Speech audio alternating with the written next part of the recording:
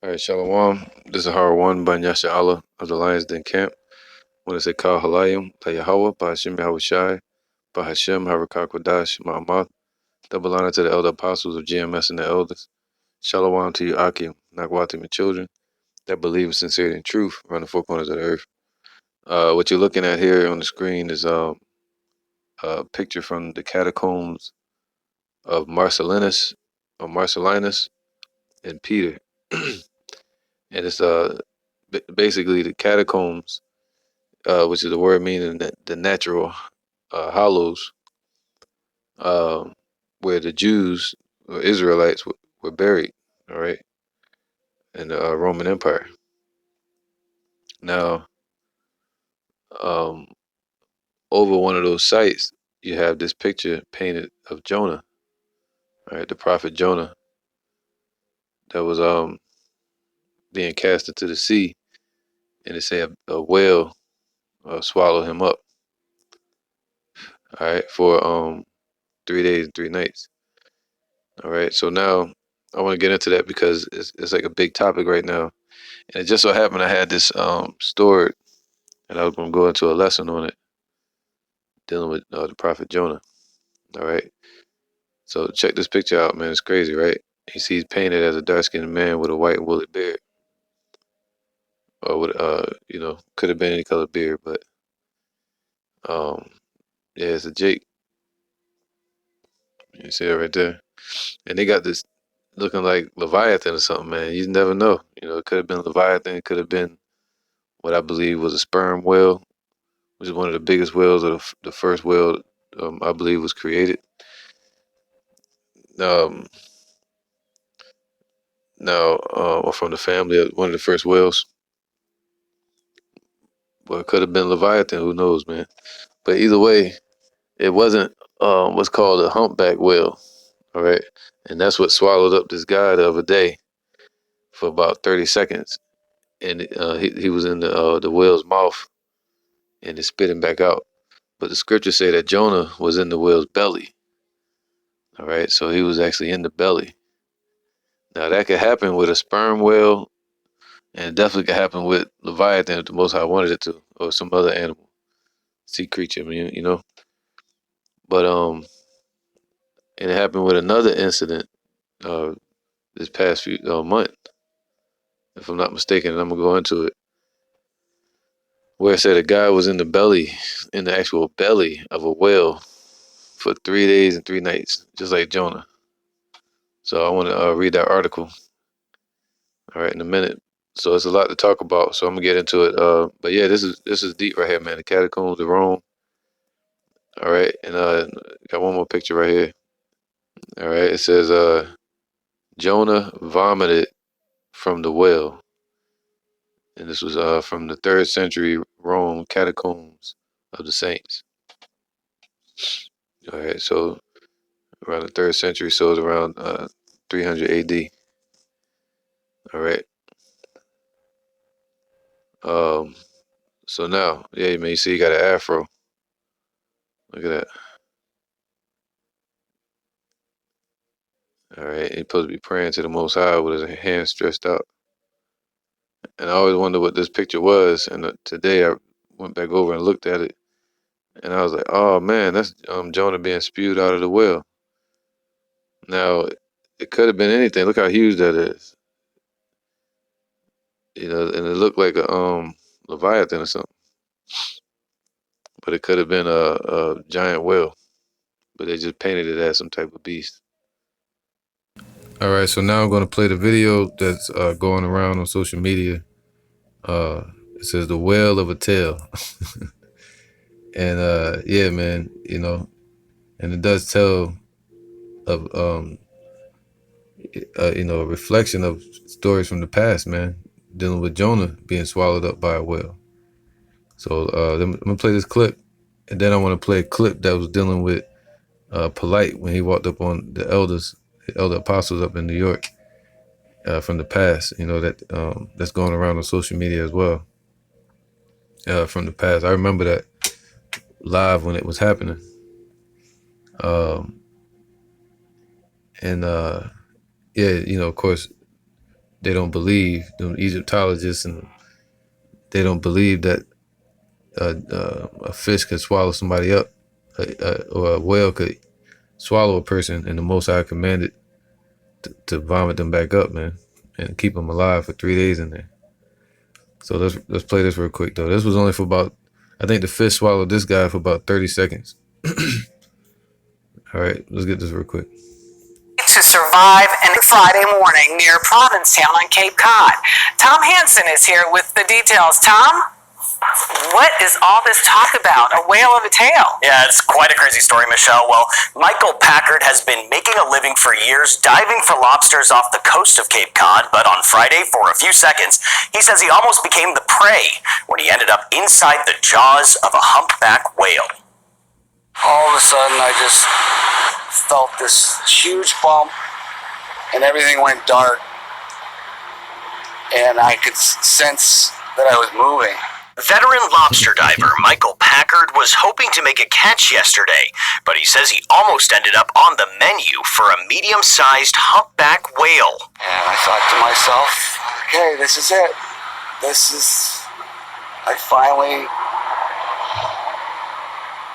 I'm gonna die.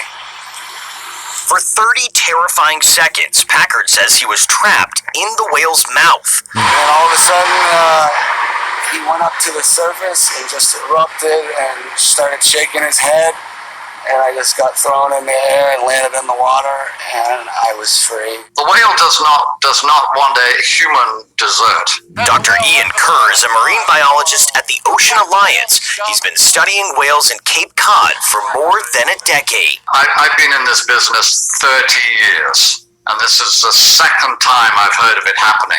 This area down by Provincetown is a highly productive area, which is why the fishermen are there, the lobstermen are there, it's why the whales are there. Basically, he just happened to be in the wrong place at the wrong time. Kerr says humpbacks, which can grow anywhere from 25 to 40 tons, are gentle giants that pose no threat to humans. How lucky is the diver to make it out of the situation alive? I think he was very lucky. I think he's very lucky. It could have been a nasty situation, but I am sure the whale was almost as freaked out as Michael was. Bruised and battered, but happy to live and tell the tale. All right, so I was correct. It was 30 seconds. And yeah, and the thing is, man, you know, Esau, of course, they asked him a question, is he going to get back in the water? And this is what he said. So I'm healed up, I'll be back in the water. Not exactly the choice I would make. Now All right, now this right here is a story of a guy named James Bartley. All right, James Bartley. He lived between the 1800s and 1900s. All right, and he was swallowed up by a sperm whale. All right, they're one of the biggest and oldest whales, man. And they actually eat giant octopus, man. So they can swallow a human, you know. But some say it would crush a human and all that. But it depends on what the Most High ordains, man. That's the thing. People don't understand. It's up to the Most High to ordain it or not. Now, it couldn't have been a humpback, because a humpback, as you heard Polite say before, I'm gonna play the video in a minute. He was saying a humpback cannot swallow anything bigger than an orange. That's not true, but it cannot swallow a human. You know, it's not big enough. Its throat, the humpback whale's throat is not big enough to swallow a human. All right, a grown man.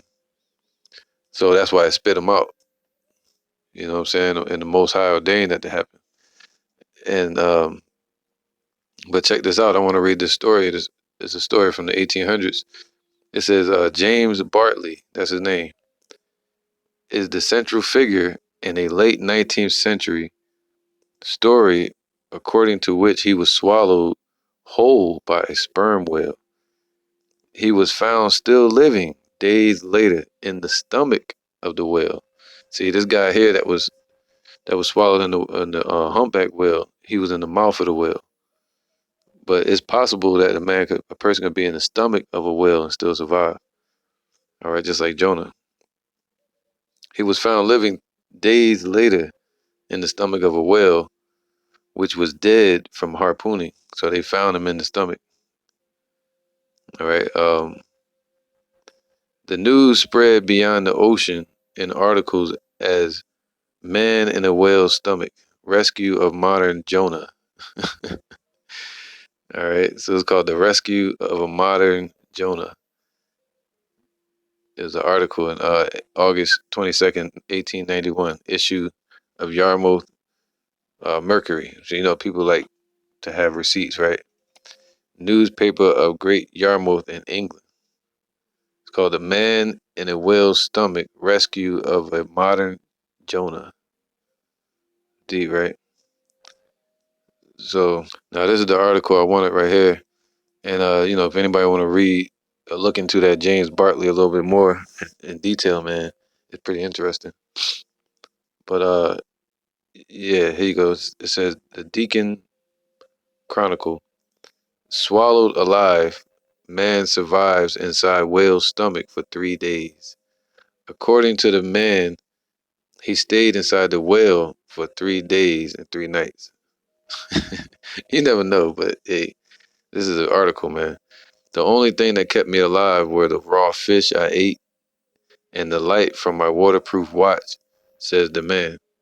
The Spanish fisherman who drowned in the sea is back with a very interesting story. The man who disappeared for several days after he went overboard during bad storm has returned to share his survival tale. The 56-year-old fisherman Luigi Marquez claims that a whale swallowed him. According to Marquez, he stayed there for 3 days and 3 nights. When Marquez didn't return home, the Coastal Guard tried to find him but failed to locate him, and he was considered dead. This great beast, see they call it a beast, swallowed me the morning after the storm, he told local reporters. It is the most frightening thing I have ever lived. Everything was pitch black, just like the other guy said, and I was shivering cold. The only thing that kept me alive were the raw fish I ate and the light from my waterproof watch. So he was eating raw fish. That is how I kept in touch with time. And the smell, I will never forget that horrible stench of putrid decomposition. I had to wash for 3 days before the odor went away, Luigi Marquez told reporters. This is truly a miracle.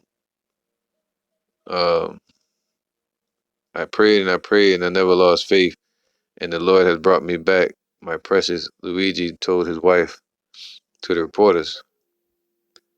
Uh, though there was many speculation over what Marquez is saying, but he claims that he was inside the whale for 72 hours before it flushed him out. All right, so hey man, that's another article from April 5th, 2016. You know, and then you have James Bartley, the story of the modern rescue Jonah. All right, now I'm gonna play this video of Polite walking up on the elder apostles, and you know, he said, "You know that a whale? We don't know nothing. No, a whale can not only swallow which whale. He ain't say which whale specifically, because a sperm whale can swallow a whole octopus. You know, and the scriptures say what a big fish, and that's just it. And this dude just don't believe. That's all it is, man. Even though this is old, but you know, it just kind of brings the topic back up because the Lord might be ready to bring Leviathan out. That's what Apostle Tahar was trying to say. Because it could have been Leviathan. It ain't had to be a whale. All right, I'm gonna play this real quick, and I'm gonna get to the scripture.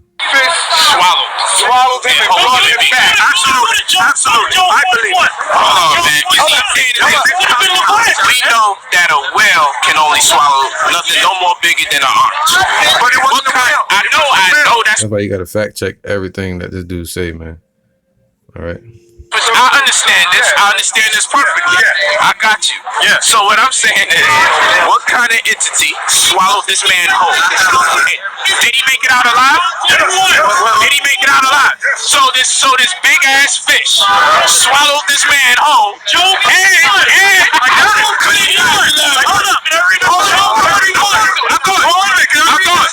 And he couldn't digest asked them, so what, the fish threw him up? Exactly. Right up the fish. Y'all believe this? All right, now this is a story. I'm gonna get into it. I'm gonna try to be quick because I think it's important to read the whole chapter. You know, and if it takes too long, I'm gonna skip through the points. All right, but this is about the prophet Jonah, and some say he was of the tribe of Benjamin.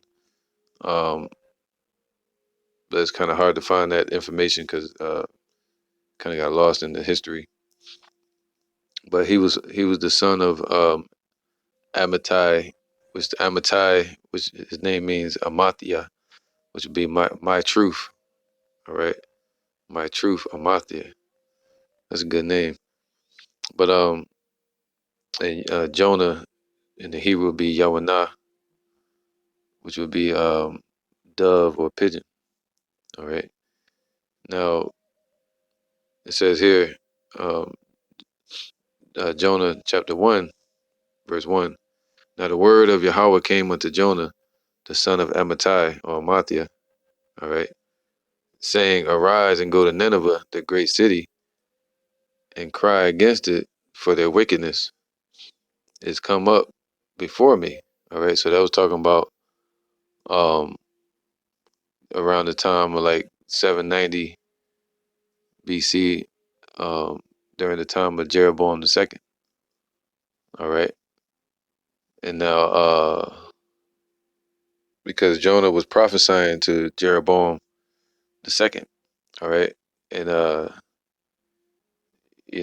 the destruction that was going to happen to him for being wicked, man. Now I'm gonna read this real quick. 2 Kings 14:25. It says he restored the coast. I'll go to 24. And he did that which is evil in the sight of the Lord. Talking about Jeroboam, the son of Joash, Jeroboam the second. So he did that which was evil in the sight of Yahweh. He departed not from all the sins of Jeroboam the second. All right. Uh, the son of Nebat, who made Israel to sin. All right, Jeroboam the first, I think. All right.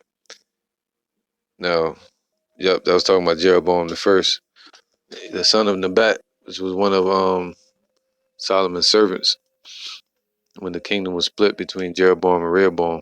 All right, and Jeroboam became wicked, and Jeroboam the second, he followed in those ways. So, and Jonah was sent to prophesy to him. All right, but Jonah didn't want to go. He didn't want to deal with the people. So now check this out. It says this. Where was that? 24. And he did that which was evil in the sight of Yahweh. He departed not from all the sins of Jeroboam the son of Nebat, meaning Jeroboam the first, who made Israel to sin. He restored the coast of Israel from the entering of Hamath unto the sea of the plain, according to the word of Yahweh, the power of Israel, which he spake by the hand of his servant Jonah. All right. Jonah, man. Jonah was prophesying to him, the son of Amittai, the prophet, just like it says in Jonah chapter 1, which was of Gath Hefer. All right. And I think that's around the area of Benjamin. The Benjamites where I mean. I got to check on that. But for Yahweh saw the affliction of Israel, that it was very bitter, and there was not any shut up, nor any left, nor any helper for Israel. So yeah, that's when the Lord sent Jonah to get them to repent. All right, this is the word Gath Hefer. This was the hometown of Jonah. And it says hometown of Jonah on the border of Zebulun. All right, so hey man, and it says the wine press of digging. So let's get to the story. All right, Jonah 1:1. I'm gonna try to be quick. Now the word of Yahweh came unto Jonah, the son of Amittai or Amathia, saying, arise and go to Nineveh, that great city. Just like the Lord sending us to America, this great city, right? And cry against it, for their wickedness is come up before me. But Jonah rose up to flee unto Tarshish from the presence of the Lord, and went down to Joppa. And he found a ship going to Tarshish. So he tried to jump in the ship, right? Now this story right here is important, man, uh, because it deals with the Gentiles, man, the Israelite foreigners, all right, Israelites that were worshiping other gods. That's why this story is being brought up. That the Lord is calling back the Gentiles, the Israelite foreigners that are scattered.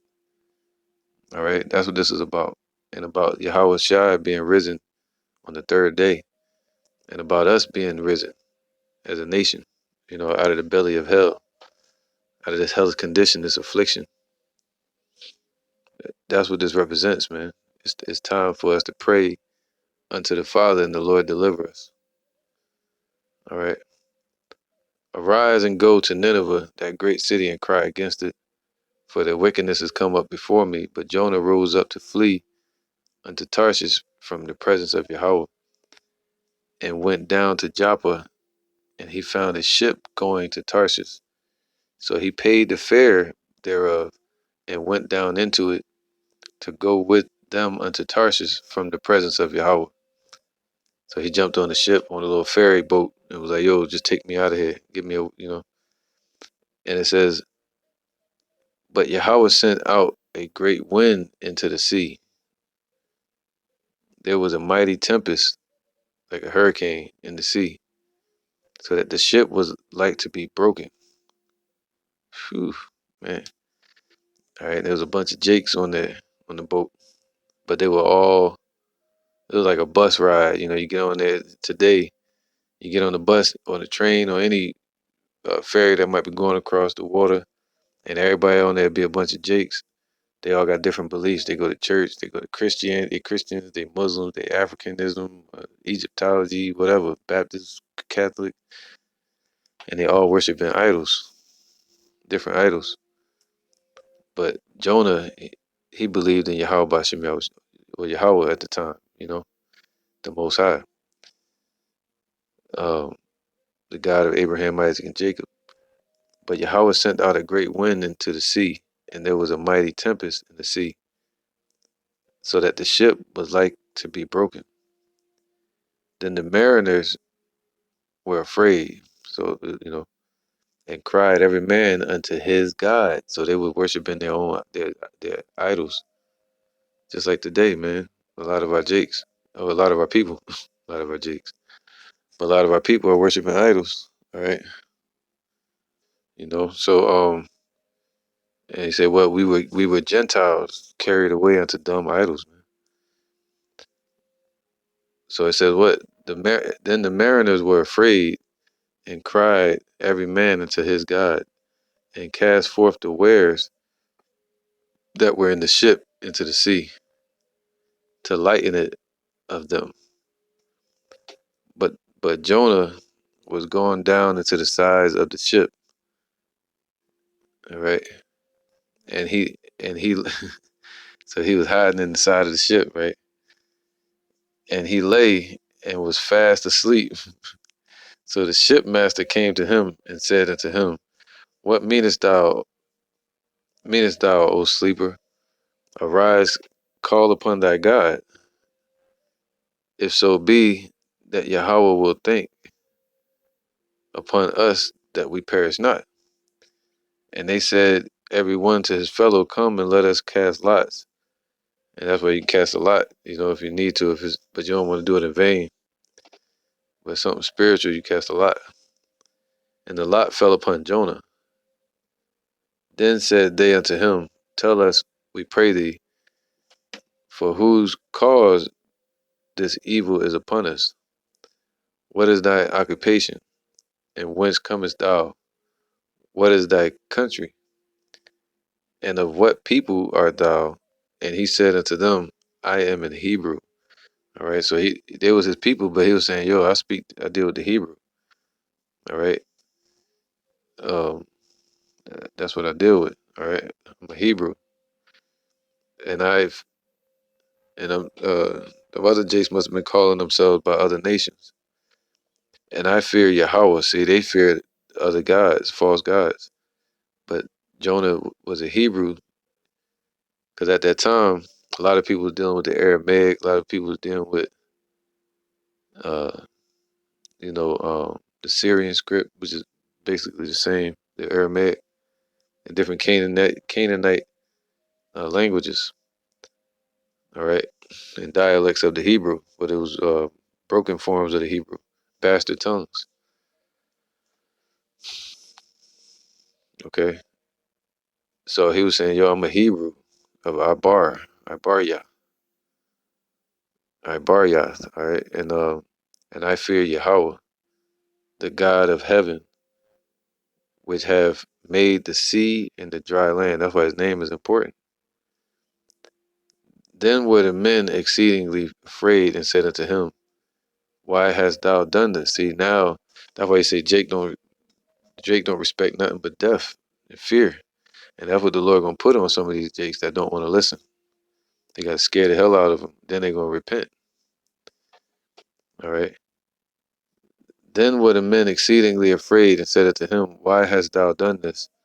For the men knew that he fled from the presence of Yahweh because he had told them. That's how they knew, because he told them. All right.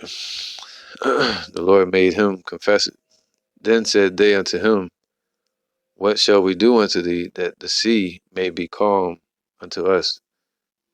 For the sea wrought and was tempestuous. All right. It was all real chaotic. Um, and he said unto them, take me up and cast me forth into the sea. Wow. So shall the sea be calm unto you, for I know that for my sake this great tempest is upon you. Nevertheless, the men rowed hard to bring it to the land, but they could not, for the sea wrought and was tempestuous against them. So the Lord made the winds go against them, so that they couldn't bring the ship to the shore. All right. Wherefore they cried unto Yahweh, so the Lord made them cry out. And I witnessed that before too. People that was against the Lord, then he brought them to the brink of death, and then they cried unto Yahweh, and he healed them. Man, I witnessed it. Um, Wherefore they cried unto Yahweh and said, see, they ain't crying to their gods no more, their idols. They cried unto the true and living power, the God of Abraham, Isaac, and Jacob, the God of heaven and earth. All right, Yahweh. And said, we beseech thee, O Yahweh. So they was like, yo, we want to turn to you, because they saw his power. We beseech thee, let us not perish for this man's life, and lay not upon us innocent blood, for thou, O Yahweh, has done as it pleased thee. So they took up Jonah and cast him forth into the sea, and the sea ceased from her raging. Then the men feared Yahweh exceedingly, and offered a sacrifice unto Yahweh, and made vows. See that? Then made the men repent and turn unto Yahweh. So there's more to the story. That's what times we in. We in the time of Jonah again, man. Us being brought out of the belly of this hell that we in, this affliction. And when we pray unto the Father, he said, seek his face, then he'll turn and heal us, man. All right. And cause this beast to vomit us up. Then the then the men feared Yahweh exceedingly and offered a sacrifice unto Yahweh and made vows. Now Yahweh had prepared a great fish to swallow up Jonah. And Jonah was in the belly of the fish 3 days and 3 nights. And that's important, man, because I represent Yahweh Shai being risen, and being in the grave for 3 days and 3 nights. Okay. Now, and us being in this bondage and being taken out of the belly of this hell. Let me get this word fish real quick. It says the fish, it would be dag, all right? Dag. It says a fish, or perhaps rather as timid, but still better from the sense of squirming, moving by the vibratory action of the tail. Jeez, that was something huge, man. You know, and it could have been a whale, could have been something else. All right, this is it says, has a humpback whale ever swallowed a human? All right, and what does it say right here? Uh, while the veracity of the story is in question, it is physically possible for a sperm whale to swallow a human whole, as they are known to swallow giant squid whole. All right, and of course they put this in there. However, such a person would be crushed, drowned, or suffocated in the whale's stomach. Now, that's because they don't know about the Most High. You know, this is Luke 18:27. The things that are impossible with men are possible with Yahweh. All right, so what man cannot do, the Most High can do. You know, control this dimension and control the animals. All right, and even keep a man alive. This is Isaiah 55:8. For my thoughts are not your thoughts, neither are your ways my ways, saith Yahweh. For as the heavens are higher than the earth, so are my ways higher than your ways, and my thoughts than your thoughts. All right, let's get back to the story of Jonah, about the big fish, which I believe was a giant fish, because that word dag represents fish. Okay, a giant fish, man. So that, I believe that was a whale. Me personally. All right, Jonah, the second chapter. It says, then Jonah prayed unto Yahweh. Now again, this was around the seventh century, 790 3 or so BC, or to about 750. And Jonah was around during the time of King Joash, and Jeroboam II, the kings of Israel. All right. I think you had Amaziah and Uzziah ruling of the king of Judah at that time, kingdom of Judah. Now it says, then Jonah prayed unto Yahweh, his God, out of the fish's belly. All right, and that's where we at. We're in the belly of the beast, and we're praying out of this place. And the Lord said, "What? Well, my people shall turn and seek my face and pray. Then He'll turn and heal us, man, and heal our land." All right. And He said, check this out. This is Baruch 2:29. If ye will not hear my voice, surely this very great multitude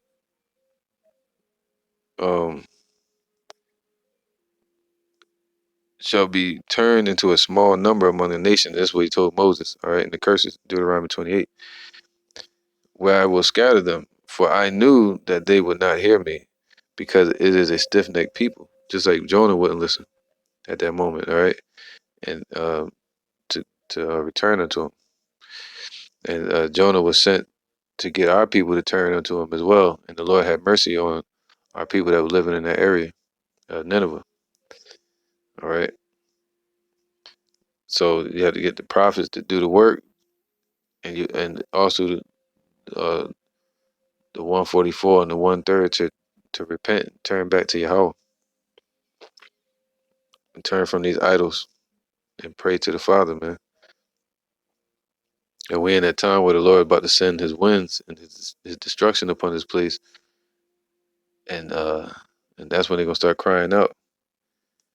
All right, for I knew that they would not hear me, because it is a stiff-necked people. But in the land of their captivities they shall remember themselves, and shall know that I am Yahweh their power. For I will give them in heart and in ears to hear, and they shall praise me in the land of their captivity, and think upon my name. All right, so just like Jonah had to think upon his name in the fish's belly of affliction. All right, this is Isaiah 48. Um, let me see, verse 8. 48 verse 8. Yea, thou heardest not, yea, thou knewest not, yea, from that time thine ear was not open, for I knew that thou wouldest deal very treacherously, and was called a transgressor from the womb. For my name's sake will I defer mine anger, and for my praise will I refrain for thee, that I cut thee not off. All right, that's why the Lord gonna bring back a remnant. All right. Behold, I have refined thee, but not with silver. I have chosen thee in the furnace of affliction, just like Jonah was chosen in the furnace of affliction. All right. For mine own sake, even for mine own sake will I do it. For how should my name be polluted? I will not give my glory unto another. Hearken unto me, O Jacob and Israel, my called. I am he. I am the first. I am also the last. All right. This is 2 Chronicles 7:14. If my people, which are called by my name, shall humble themselves and pray and seek my face and turn from their wicked ways, then will I hear from heaven and will forgive their sin and will heal their land. All right. And I always get the scripture. I'm going to read it right now before I go into the rest of Jonah, chapter 2. Finish this out. Sirach, chapter 2 and 10. Look at the generations of old. So look upon Jonah, right, in the ancient times, and see, did ever any trust in the Lord and was confounded? Or did any abide in his fear and was forsaken? All right, so Jonah feared the Lord and he wasn't forsaken in his mercy. Or whom did he ever despise that called upon him, man? So once he finally called upon him, the Lord will not despise you. All right, so let's finish up the story. Jonah chapter 2, verse 1. Then Jonah prayed, or Yahweh prayed unto Yahweh his God out of the fish's belly. All right, so out of our bondage, captivity, just like Jonah was praying in the situation, and said, I cried by reason of mine affliction unto Yahweh, and he heard me. Out of the belly of hell cried I, and thou heardest my voice. All right, this is Revelations 20 and 12. And this is happening right now. And this is spiritual about the elect springing up out of the grass, out of the willows, as willows among the grass, man. All right. And rising up out of this hell all the way up until we're in the chariots. Hopefully the hopeful elect. All right. Revelations 20 and 12. And I saw the dead, small and great, stand before Yahweh. Some of these nations, right? And the wicked. And the books were open, and another book was open, which is the book of life. So that's for the elect. And the dead were judged out of those things which were written in the books according to their works, man. So the wicked are going to get judged, and there's a judgment for the righteous. And the sea gave up the dead, so among the earth which were in it, and the death and hell delivered up the dead which were in them, and they were judged every man according to their works. And death and hell were cast into the lake of fire. This is the second death. All right, that's how you know it's something that's upon earth. It's talking about right here in Babylon. This is our hell. This is our captivity. All right. Um, it says, whosoever was not found written in the book of life was cast into the lake of fire. All right. So that's the Lord going to deliver us out of this hell, out of this belly of the beast. Or should I say affliction, that Esau has set up around this whole earth, really. All right. So he's, who is Revelations, I think it's chapter 6. It says they are as death and hell. Hell follows them, man. It's talking about Esau. All right. And they set up this place. Now, Jonah chapter 2 and 2. And said, I cried by reason of mine affliction unto Yahweh, and he heard me out of the belly of hell, cried I, and thou heardest my voice. So the Lord hears our cries. For thou hast cast me into the deep, in the midst of the sea, and the floods compassed me about. So he's telling the experience that he had to where he got compassed about with everything in the ocean, the sea, and he sunk down to the bottom. All right. So Jonah 2 and 1, 2 and 2, and said, I cried by reason of mine affliction unto Yahweh, and he heard me out of the belly Let's get belly. Okay, the word belly in the Strongs would be what? Uh, the belly, the womb, the bosom, body of a thing. So he was actually in the internal organs of this fish, the abdomen. So he wasn't in the mouth like that other guy was talking about for 30 seconds. It says from an unused root, probably meaning to be hollow. All right. So he was in a hollow space in the belly. Also the bosom or body of anything. Okay. So um, a bath, a bathun. All right, bathun, I think it is batun, and it says batana, and it says of depth of Sheol, so in the ground as well. Okay, or a seat of mental faculties. So your mind could be in a affliction as well, man. All right, just like David spoke of in the book of Psalms about being in the belly of hell, and being surrounded by enemies. All right, so all right, hell. It says shawala, shawal. Okay, talking about we already know what that means. It says, and heardest thou my voice out of mine affliction, for thou hast cast me into the deep, in the midst of the seas, and the floods compassed me about. So he's telling his experience now. All thy billows and thy waves passed me over, just like we getting passed over by the affliction today of the enemies, the flood from the enemies, right? Then I said, I am cast out of thy sight, yet I will look again toward the holy temple. And we're looking again. We were cast out of the Lord's sight in 70 AD, and now we're looking unto the Lord's temple. All right. The waters compass me about, even to the soul. The depth closed me round about. The weeds were wrapped about my head. I went down to the bottoms of the mountains. Wow. And that's spiritual, man, of us being below all the nations. That's how far we fell, man. Deuteronomy 28. All right, we became the tail. And the other nations, especially Esau, became the head. All right, and we became below and they became above. Their ceiling, our ceiling became their floor. All right, the earth with her bars was about me forever. Wow, man. Yet hast thou brought up my life from corruption. And the Lord's doing that right now with the hopeful elect. O Yahweh, my power. When my soul fainted within me, so Jonah was about to die, man. After 3 days, he was about to die in there. So his soul was fainting. I mean, he was what? His soul, meaning his mind, because you have your spirit, then you have a body. Those are two separate things. But once they come together, you have a what? A living soul, a character. All right.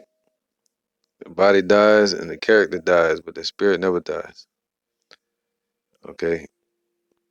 It says what? Where is that? He started fainting.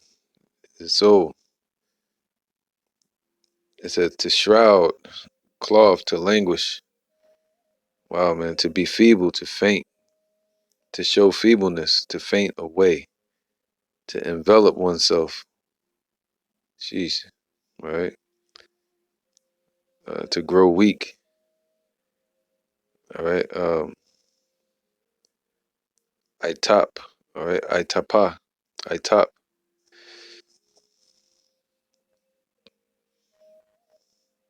And now it says, when my soul fainted within me, I remembered Yahweh. Man, and the Lord said He's gonna keep us from death and from famine and from dying. And and we remember the Lord. And 2/3, well, the rest of the elect that's dragging their feet, the Lord gonna make their minds go weaker and feeble to the point where they're going to be forced to call out to the Lord.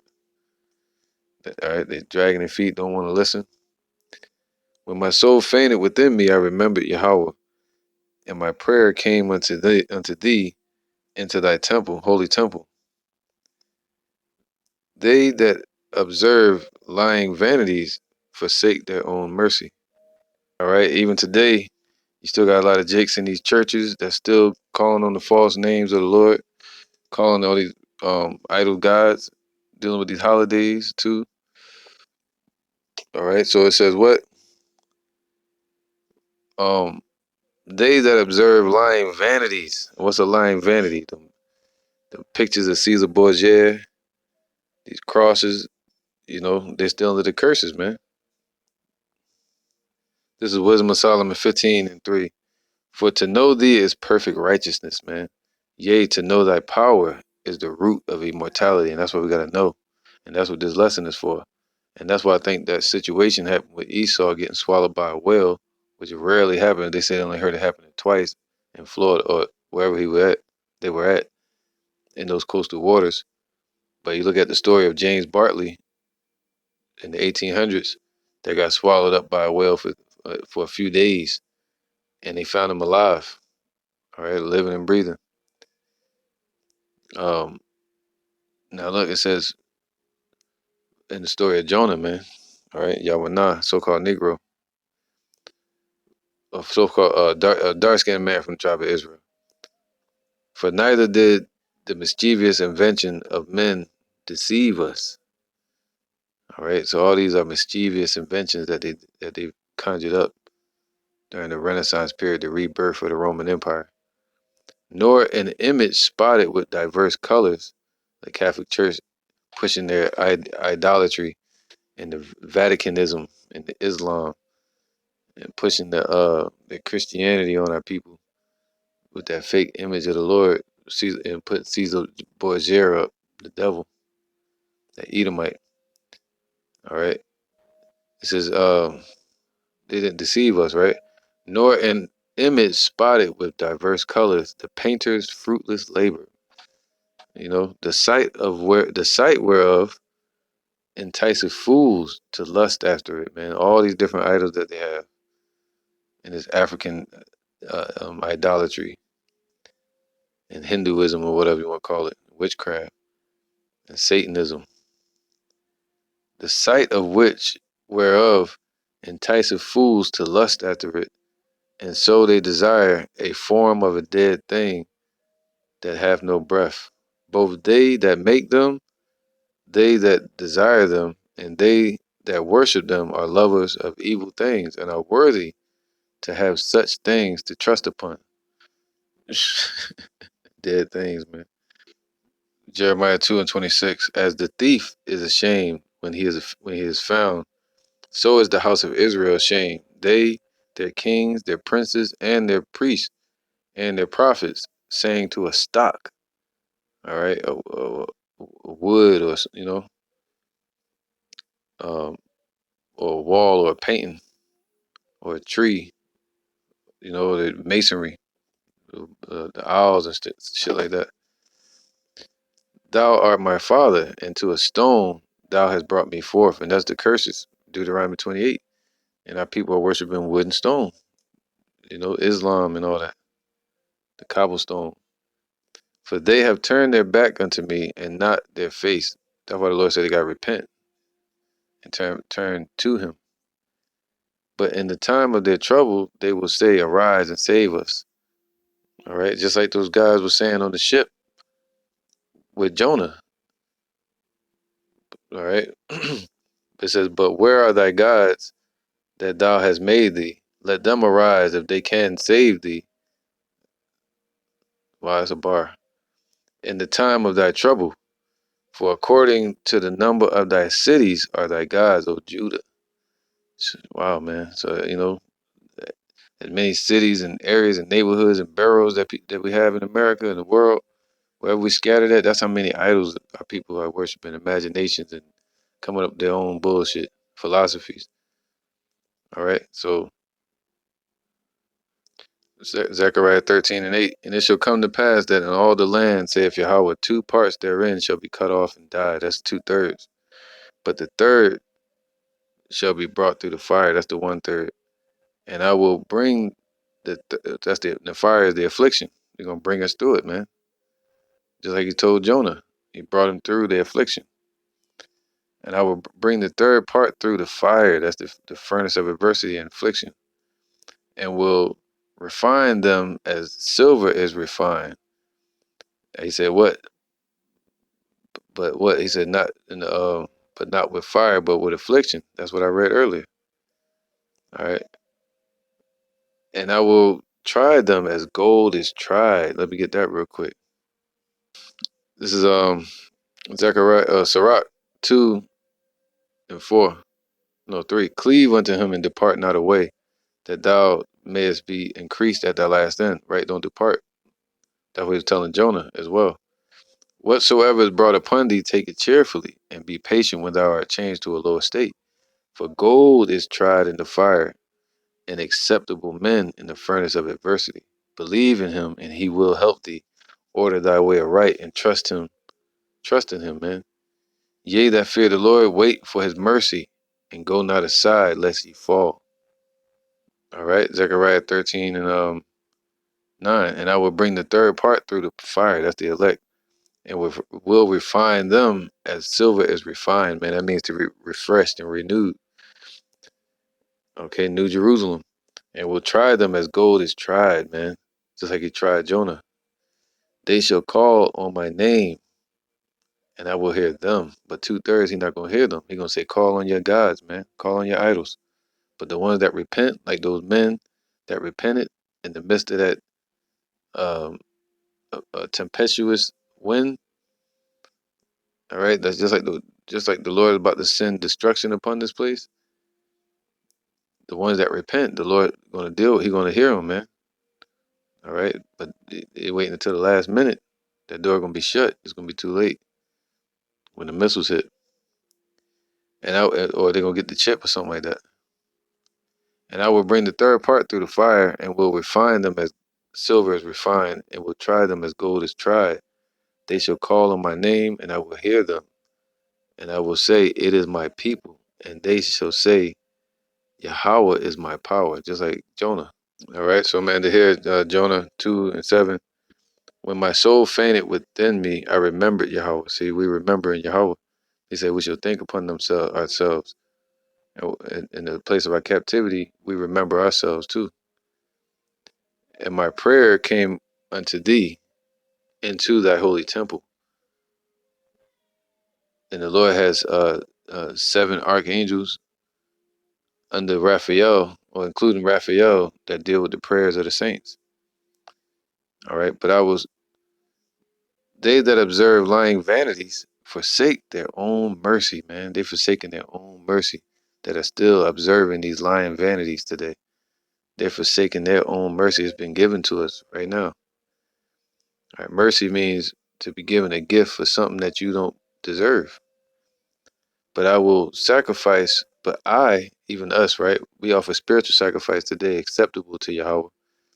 But I will sacrifice unto thee with the voice of thanksgiving. And that's what we're doing. And I will pay that I have vowed. Salvation is of Yahweh. All right.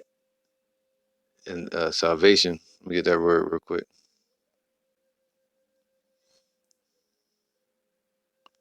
Salvation, something saved, deliverance, aid, victory, prosperity, welfare. All right. Something saved, basically out of the danger of something that's trapped. All right. Uh, now, all right. Now, Hebrew word is Yashawa'aya. Okay. And the deliverer is who? Yahweh. So, but I will sacrifice unto thee with the voice of thanksgiving, and I will pay that I have vowed. Say, salvation is of Yahweh. And Yahweh spake unto the fish. See, that's the point. He spoke to the fish, and it vomited out Jonah upon the dry land. So hey man, that's a story, man. Just want to go into it because that's what I get from it.